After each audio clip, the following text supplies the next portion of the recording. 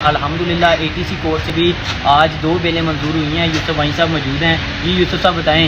افشان طاری کی، صنم جاوید کی بھی منظور ہو گئی ہے 103 میں، اور علی حسین کی بھی منظور ہوئی ہے.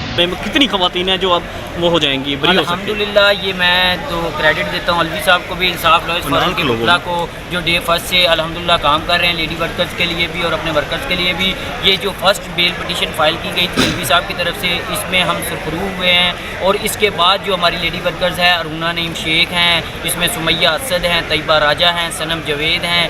یہ الحمدللہ ایک اب رستہ بن گیا ہے انشاءاللہ، کیونکہ سب سے جو بڑی بات ہے ہم نے اس میں موجودگی بھی ظاہر کی ہے اور یہ بھی کہا تھا کہ ہم پرامن پروٹیسٹ کر رہے تھے. اس کے باوجود پروسیکیوشن نے بھی کا بھی یہی الزام تھا، یہ ادھر موقع پہ موجود تھے اور پروٹیسٹ کر رہے تھے. تو جج صاحب کی طرف سے یہ کہا گیا کہ پروٹیسٹ کرنا کوئی جرم نہیں ہے، اگر آپ کی موجودگی ادھر تھی، آپ مان بھی رہے ہیں تو آپ کو یہ بیل الاؤ کی جاتی ہے. اس کے بعد ایک ڈائریکشن آ گئی ہے انشاءاللہ، جو بھی ادھر لوگ موجود تھے، یہ جو کہا جا رہا تھا کہ یہ PTI میں رہنا ایک جرم بن گیا تھا، اب الحمدللہ پرامن پروٹیسٹ کرنا کوئی جرم نہیں ہے. انشاءاللہ ہمارے لیڈی ورکرز کے بعد جتنے بھی ورکرز ہیں 365 کے قریب ہیں جو بیہائنڈ دا بار ہیں، انشاءاللہ اب ان سب کو ایک ایک کر کے اب ریلیز کرنا شروع کر دیں گے. انشاءاللہ ہم انصاف لوئرز فورم کے وکلا آخری ورکر کی رہائی تک اپنی کوششیں جاری رکھیں گے. ہائی کورٹ سے پہلی ایک اچھی خبر 6 ماہ بعد PTI ورکرز کے لیے کہ آج ہماری ایک لیڈی ورکر روحینہ خان کی ضمانت جو ہے وہ منظور ہو چکی ہوئی ہے اور انشاءاللہ جلد وہ اپنے گھر پہ بھی ہوں گے.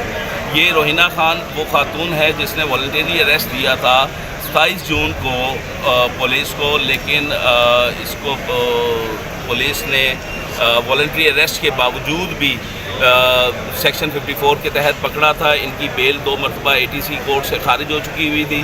آج الحمدللہ ہم نے یہاں پہ جو ہے وہ بیل فائل کی اور جسٹس عالیہ نیلم صاحبہ اور حضرت گرال صاحب کے کورٹ میں الحمدللہ کہ آج ہم سرخرو ہوئے ہیں. اور اس طرح کی مزید خبریں انشاءاللہ آپ کو اب آنا شروع ہو جائیں گی اور مجھے پورا یقین ہے کہ انشاءاللہ قانون کی حکمرانی ہوگی اور جو PTI ورکر ہیں وہ سرخرو ہوں گے.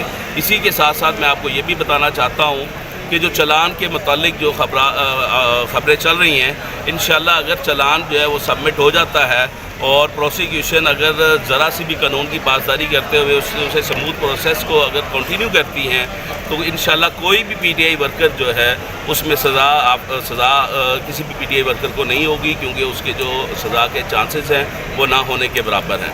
اچھا یہ بتائیے گا کہ یہ جو خاتون تھی ان کو مرکزی ملزمہ ڈکلیئر کیا تھا یا ضمنیوں میں لکھا تھا، اور یہ کون سا مقدمہ تھا؟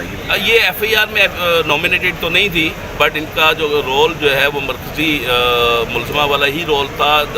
مور دین 100 days ان کو جو ہے وہ جیل میں رہنا پڑا، اور جو کہ ایک ناانصافی تھی.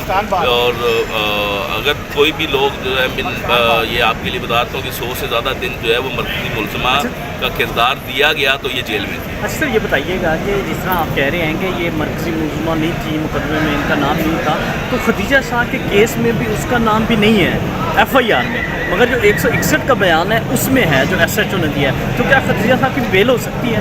دیکھیں جی، بات یہ ہے کہ وہ صرف 4-5 لوگ جو مین لیڈرشپ ہے اس کے علاوہ کسی کو بھی مرکزی کردار FIR میں نومینیٹڈ نہیں کیا گیا. سب کو تتیمہ بیان میں یا تھرو جو ہے وہ ID پلیٹ جو ہے وہ نامزد کیا گیا. اسی طریقے سے جیسے آپ خدیجہ شاہ کی بات کر رہے ہیں تو مجھے پورا یقین ہے کہ انشاءاللہ خدیجہ شاہ کو بھی بیل جو ہے وہ گرانٹ ہو جائے گی، کیونکہ جو 161 کی جو سٹیٹمنٹ ہے ایک قانونی بلنڈر یہ ہے کہ جو مدعی ہے وہی سٹیٹمنٹ بھی 161 کی دے رہا ہے، جو کہ ایک قانونی بلنڈر بھی ہے. تو اسے ہم نے آج ایڈریس بھی کیا کورٹ میں. انشاءاللہ مجھے امید ہے کہ خدیجہ شاہ سمیت من صنم جاوید یا جتنی بھی ہمارے ورکرز جو ہے لیڈی ورکر یا میل ورکر جو اندر ہیں، انشاءاللہ ان قریب جو ہے وہ رہا ہونا شروع ہو جائیں گے، ان کی ضمانتیں منظور ہونا شروع ہو جائیں گی. اچھا سلمان آپ یہ بتائیے گا، آپ